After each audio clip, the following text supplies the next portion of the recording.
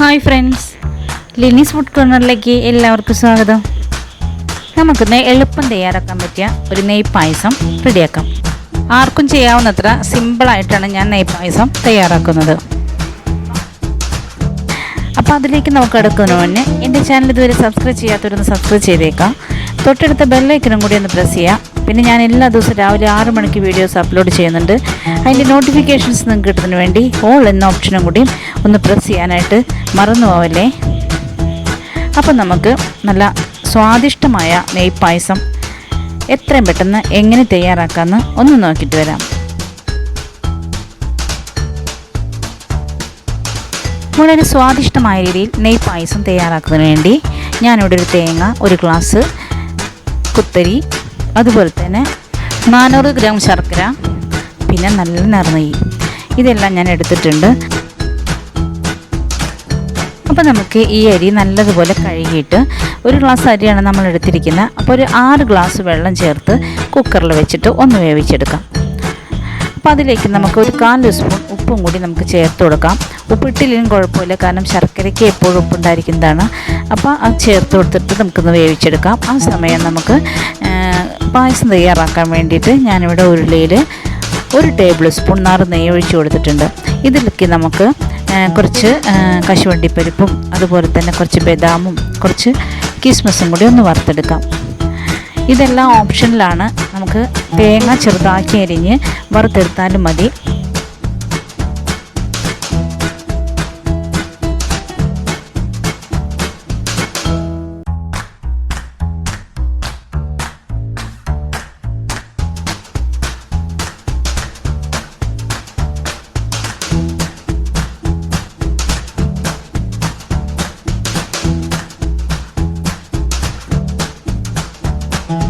കശുവണ്ടിപ്പരിപ്പും ബദാമും കിസ്മസും എല്ലാം ശരിക്കും വറുത്ത് വന്നിട്ടുണ്ട്. ഇത് നമുക്കിനി കോരിയെടുക്കാം. ഇതിലേക്ക് നമ്മൾ വേവിച്ച് വെച്ചിരിക്കുന്ന ആ കുത്തരി ഇട്ട് കൊടുക്കാം. മട്ടരിയാണ് ഞാൻ എടുത്തിരിക്കുന്നത്. ഇത് ഒത്തിരി അങ്ങ് വെന്തലിഞ്ഞ് പോവരുത്. ഇതിലേക്ക് നമ്മൾ ഒരുക്കി വെച്ചിരിക്കുന്ന ശർക്കര ഒഴിച്ചു കൊടുക്കാം. നമ്മൾ എടുത്ത് വെച്ചിരിക്കുന്ന ആ 1/4 കിലോ ശർക്കര നമ്മൾ ഒരു മുക്കാൽ ഗ്ലാസ് വെള്ളം ഒഴിച്ചിട്ട് നന്നായി ഉരുക്കിയെടുത്തതാണ്. അത് ഞാൻ അരിച്ച് ഇതിലേക്ക് ഒഴിച്ചു കൊടുത്തിട്ടുണ്ട്. ഇനി നമുക്കത് നല്ലതുപോലെ ഒന്ന് ഇളക്കി ഒന്ന് യോജിപ്പിച്ചെടുക്കാം.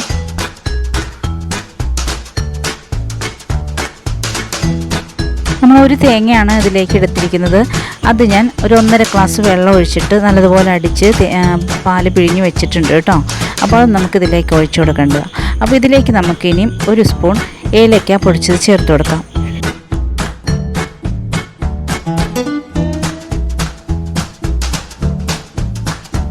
എന്നിട്ട് ശരിക്കും ഒന്ന് ഇളക്കി കൊടുക്കാം.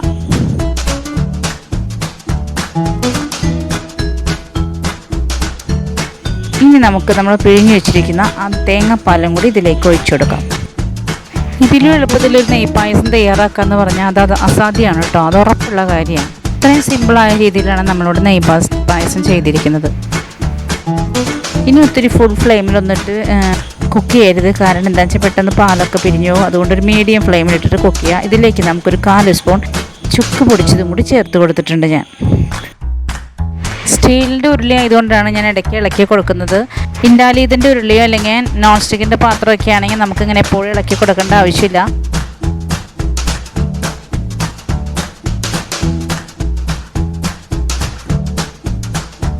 ഇനി ഇതിലേക്ക് നമുക്ക് 1 ടേബിൾ സ്പൂൺ നെയ്യും കൂടി നമുക്ക് ഒഴിച്ചു കൊടുക്കാം.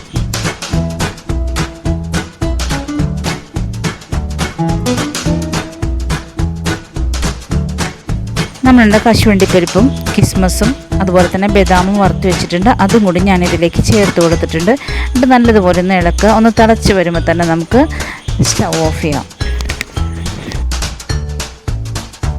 അപ്പോൾ വളരെ സ്വാദിഷ്ടമായ നെയ്പായസമാണ്. അപ്പോൾ എല്ലാവരും ഇത് ചെയ്തു നോക്കണം. ഇഷ്ടപ്പെടാതിരിക്കില്ല. അപ്പോൾ എൻ്റെ വീഡിയോ നിങ്ങൾക്ക് ഇഷ്ടപ്പെട്ടാൽ ലൈക്ക് ചെയ്യുക. പിന്നെ നിങ്ങൾക്ക് ആവുന്നത്ര പേർക്കൊന്ന് ഷെയർ ചെയ്ത് എന്നെ സപ്പോർട്ട് ചെയ്യുക. നാളെ നമുക്കിതുപോലെ വ്യത്യസ്തമായ മറ്റൊരു വീഡിയോയുമായിട്ട് വീണ്ടും കാണാം. Thank you.